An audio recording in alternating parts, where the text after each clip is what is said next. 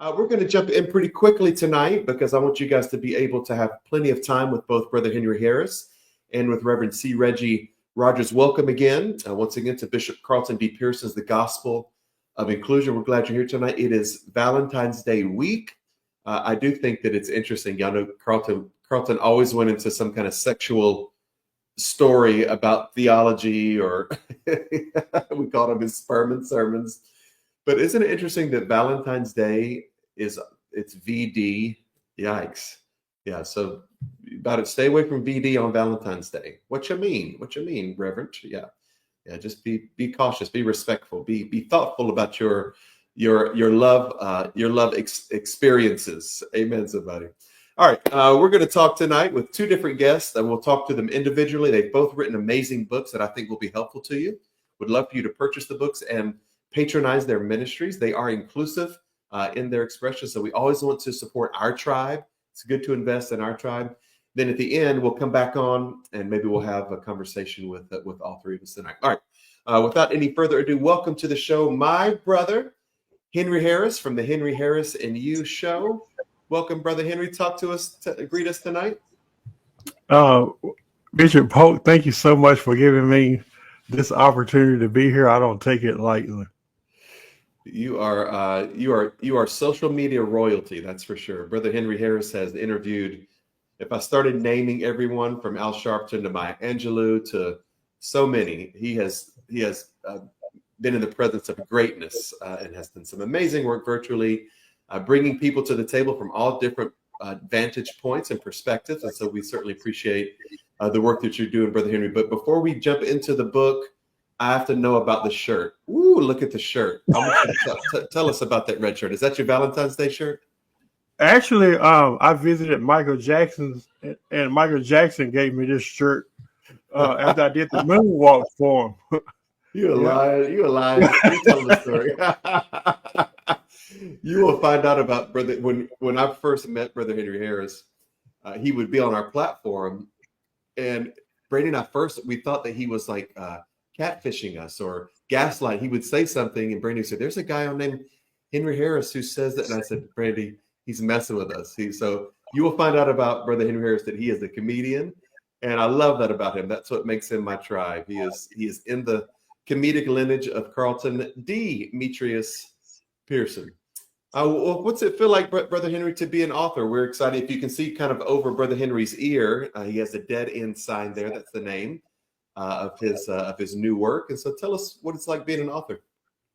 Well, as I told you previously before the interview started, is that I never planned on being an author. I didn't wake up one day and say, "Oh, I want to be an author." I always had a desire, Dr. Polk, to express myself in a variety of ways.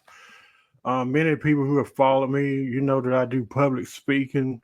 I'm a pianist as well. I sing, and I've done that since I was a child. I was raised in church, so it's always been a part of me, not just me, but even my older brothers. But if you were to ask me years ago that, "Oh, one day you're going to be an author," I never thought that. Even as far back as being in school, my former teachers would tell you that I was kind of like in isolation. I always stayed to myself. I always read books. I love to write, very creative in thought. So I guess in a sense, it doesn't surprise me that that I'm on my third project now. So I hope I answered your question. You did. Yeah, that kind of led into the idea of the inspiration for the book. And so let's segue into that. I know that you didn't plan to write it, but what was the impetus? What was the inspiration for this particular book? Well, when you think about a dead end, I mean, in a logical, practical sense, you can't go through it. You can't go around it.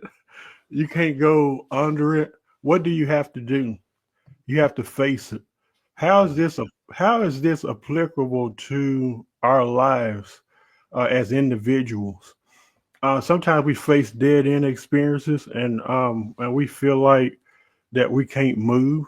But oftentimes, our dead end crisis leaves us with two options. Number one, I can stay stuck in this situation. Or number two, I can maneuver through life challenges. So it's not as much as when will these experiences come as it is how do we navigate through that? And most certainly, I'm not an expert on relational things, but I do believe that we all have a story to tell as it relates to our journey. And I think that's what Dead End teaches is that you can rise above the limitations and the restrictions that life may bring. I love that.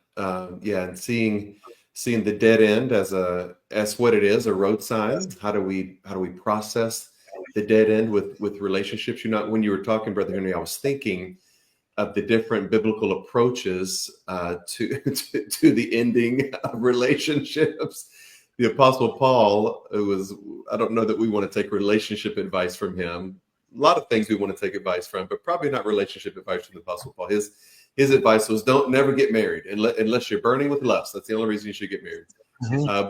But Paul says to some of his constituency, if you're married to someone doesn't believe like you, you know, let them go. Don't let the door hit them on the way out. But Peter says, well, the Apostle Peter says, I think by your good conduct, the word there is chaste. By your chaste conduct, you can win them over to believe like you. And so there are different, perspectives about relationships. We're thankful that we have somebody on with us tonight who is willing to share his life experience and be vulnerable, to talk through the pain, to talk through the transitions. How many of you are watching tonight who have experienced a dead end and the depression that comes with that, the end of finality? You're feeling like your hopes have been dashed. What's after that dead end? So talk to us, Brother Henry. I know there's some diversity of the way relationships are expressed. We know in the scriptures we have different uses of the word love. You have agape, you have phileo, you have more of a family type love. And so one of the ideas of approaching relationships is that, are they all limited to romantic relationships? And what are the different relationships you address in the book? I'm so glad you mentioned that, Dr. Pope, because I had a lady that messaged me the other day and she said, Henry, I would love to get your book, but I'm going to be honest with you. I don't want to get married. I have no desire for any type of relationship. And I'm sitting over here puzzled that she's saying this. And I said, is there something that I'm not saying about this book? And then I thought about it and she mentioned it to me too. She said, well, your book says dead end navigating through relationships. So it dawned on me that when she saw that word relationships, as you said, she limited to romantic relationship. And I just wanted to make some clarification that yes, it does address romantic relationships, but relationships comes in many dynamics. You have friendship relationship, business relationships with people. Some people need to know how to navigate through a divorce, a breakup, a heartbreak. So it depends on, you can insert whatever your dead end crisis is right there. So I would say that's where that would come from.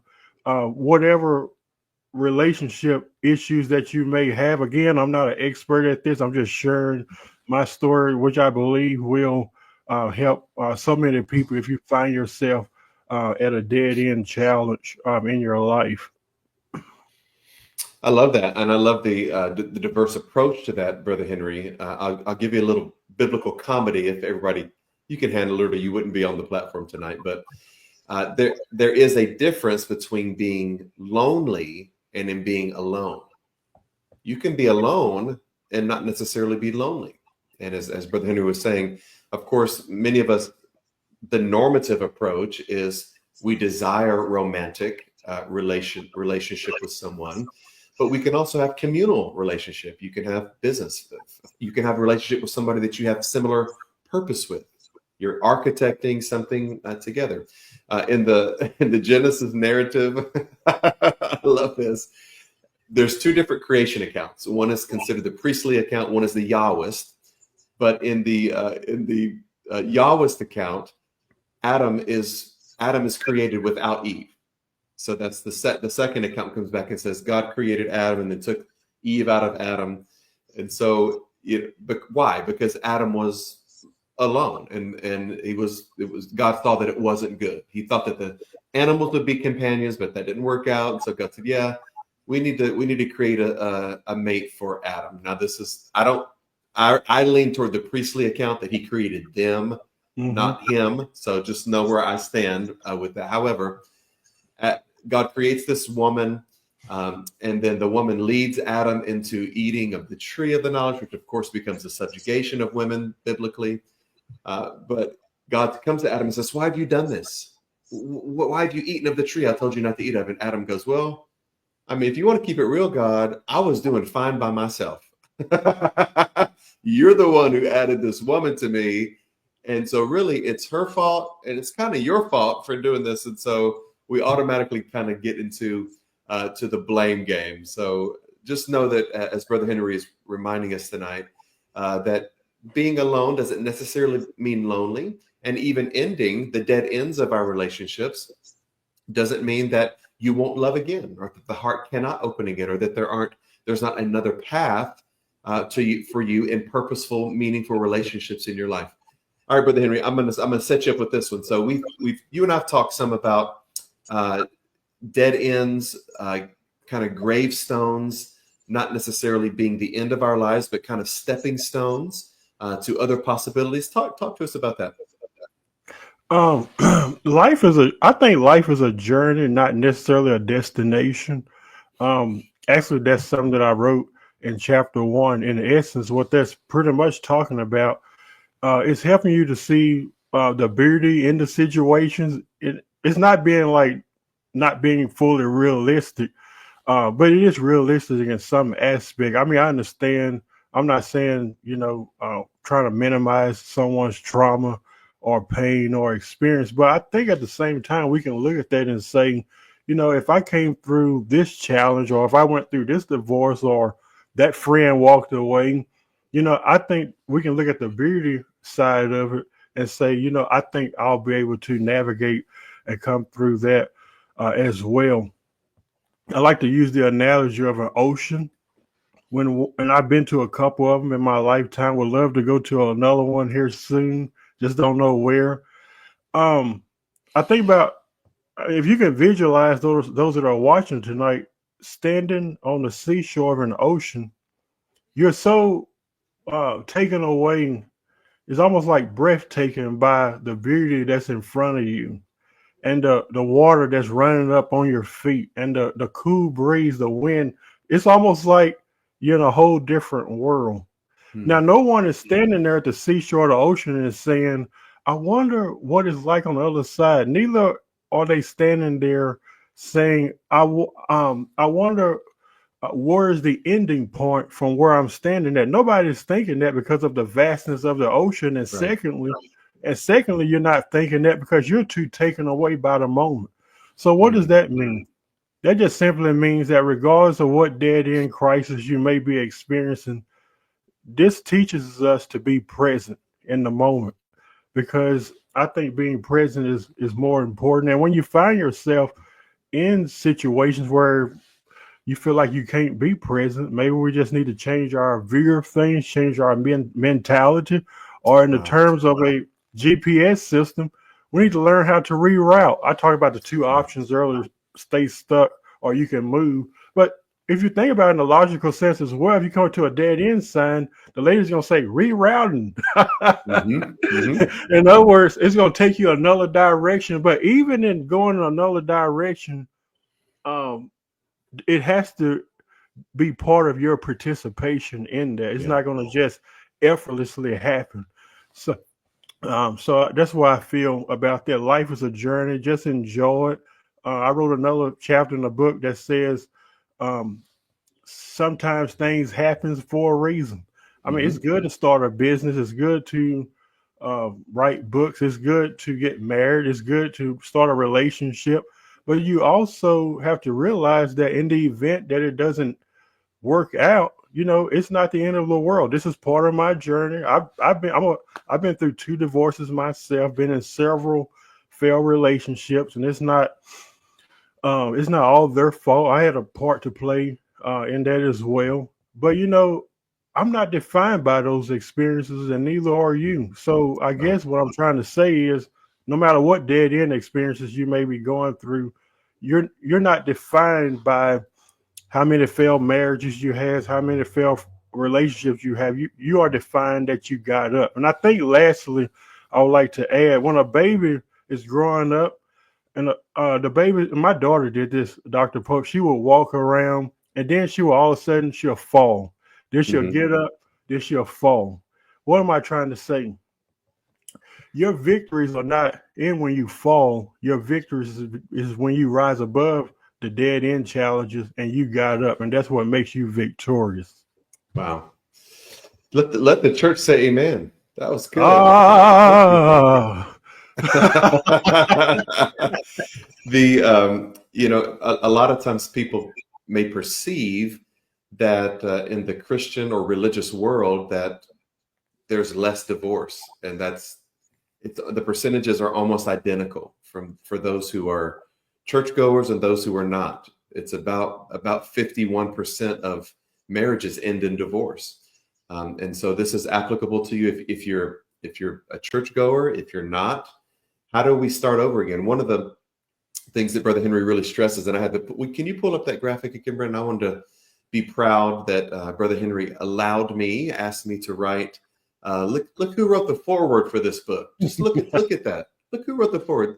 Look, let me tell you something. Just buy the book to read the foreword. I promise you it'll bless you. It is an amazing work. It's very vulnerable. It's very candid and translucent. But one of the things that is addressed is not bringing past hurt into a present relationship. Doesn't mean that it's not saying get over it, but it is just saying be aware that your new spouse, your new partner, your new boyfriend, girlfriend, whatever it is, they're not the person that you dated or were married to. And so to be aware, not to project onto the new relationship the pain from the past one. It doesn't mean that you don't still have the pain. I think when you go through a divorce or the loss of a significant relationship, you never really completely heal from it. The scar is always there, but we can be aware not to bring that baggage of projecting to our new relationship the hurt of the past relationship. All right, Brother Henry, I'm going to ask you one more question, and then if you have any questions for Brother Henry Harris, please post them tonight. He would certainly be glad to answer those questions, or for us to admit, I don't know. That's crazy. I never heard that question before. But we definitely will talk about it. Make sure he talks everyone through how to purchase the book as well. Okay, let's do this last question, Brother Henry, and then we want you to talk us through how to purchase the book, and then maybe see if we'll take any questions from the audience. Okay, last question. If you had to give us kind of an overall theme or central message of the book, what would that be? I would say that it's not your dead end experiences is not the end of the world. That I think it's important that we walk into what I would call this new identity, and I like to call it a new way of being. And it changes your mentality, it changes the way you think, it changes your perspective of the world, and it changes your perspective of yourself. You'll start to view yourself in a different light, and that doesn't mean that you're not going to face challenges in your life. You're going to face challenges in your life, but as I said earlier, it's a matter of how do we navigate through that. So I think the book is, as one of my friends said, Derek Day, it's almost like sitting down at the table with a friend with a cup of coffee. Like, oh, you're going through this, you're going through that. It's someone to help you. And also, I want to say, um, I'm not talking about some that I heard. I'm talking about some that I know. So I'm not the author that's like, oh, let me talk about divorce. Let me talk about painful friendships. No, I've actually walked down. It was painful. I had to walk down that road. So I think the greatest story that you can ever tell is that which you have experienced. Yeah. I heard a spiritual teacher say one time, Brother Henry, that if you've never had a mentor, if you've never had a teacher, a guru, a guide, that, and this is a little bit of a negative statement, but we can glean some positivity from it. He said that pain is the only teacher that you need. Mhm. But if we deny the pain, do we really learn from it? So I'm very thankful, grateful that you're willing to share from your pain. I think speaking from places of pain is something that heals other people. I think it brings healing Mhm. to us when we speak from our pain, and I think we allow other people to heal from the vulnerability of sharing from our pain. And so, if there are people watching tonight, you're in pain, you've had some dead ends. Uh, Begin the process of healing through the vulnerability of this book, and listening to lived experience. This isn't just book knowledge. This is lived experience that Brother Henry Harris is sharing with us. All right, talk to us about how to purchase the book, Brother Henry. We've had several people from Australia, Ireland, even here in the United States, Dallas, Pennsylvania, Connecticut, Maine, Oregon. Several people has been pre-ordering the book, and I would just like to encourage those that are watching to order the book. I do realize that this may not be for everyone, but I think it is for someone, and and I would say that I think the book will be very beneficial to you. So briefly, I would just like to encourage you to order the book. Uh, right now, we're doing pre-orders through these payment methods, and that is PayPal at Henry Harris 100, Cash App $ Henry Harris 2025, and also Venmo at Henry Harris 100. Paperbacks are 15, hardcover copies are 17. If you do follow this method and you do send something, I will need you to email us at contacthenryharris@yahoo.com, because if you just send the money, I'm not going to know who it came from or who sent it. So definitely, if you do order a book tonight, make sure you send us an email. That way we can documentate that and get that over to you. It is imperative, my peoples, tonight that we support each other. Uh, you've heard the saying that about supporting Black businesses, supporting local businesses, supporting, some people say, kingdom business. There's all different kinds of ways that we describe the support. But this tonight is supporting inclusive businesses. And so the two authors that we have on tonight specifically are in the realm of progressive spirituality, seeing a bigger and better vision and version of God. And so it is our duty to really support these efforts. And I think you'll be blessed by this. I think you'll be blessed by the candid nature of the stories that Brother Henry is going to share. And so we encourage you tonight to certainly patronize this amazing work. Brother Henry, as always, you are an amazing soul. Are there any questions, Brandon, we want to field real quick? Okay, Brother Henry, Mike Williams says, do all relationships lead to a dead end? I don't think so. I think sometimes relationships uh, lead you more to a lesson learned that maybe you've been through in the past. I don't think it always leads to a dead end. I love that. Sometimes think about being on an expressway. If you get off of one interstate, you sometimes navigate through a tunnel. Usually it's a little dark in the tunnel. You can't see as well. You come out onto, so it's not a dead end. Maybe it's a segue into something new. Who knows? Any other questions, Brandon? One more. All right, Jared Johnson, how can you see the dead ends sooner? Whoo, how can you predict the dead ends, Brother Henry? Uh, I mean, uh, I personally think that maybe you can, but sometimes people don't know till the very end. You know, like you could be in a relationship with someone, be married to someone, and then you start to see maybe some toxic behavior, and you look back, you're like, hold on, this ain't the person I married 10 years ago. And not that you throw them away or Yeah. anything, but I think it's more of a progression thing. Like the old saying says, when you see something, say something.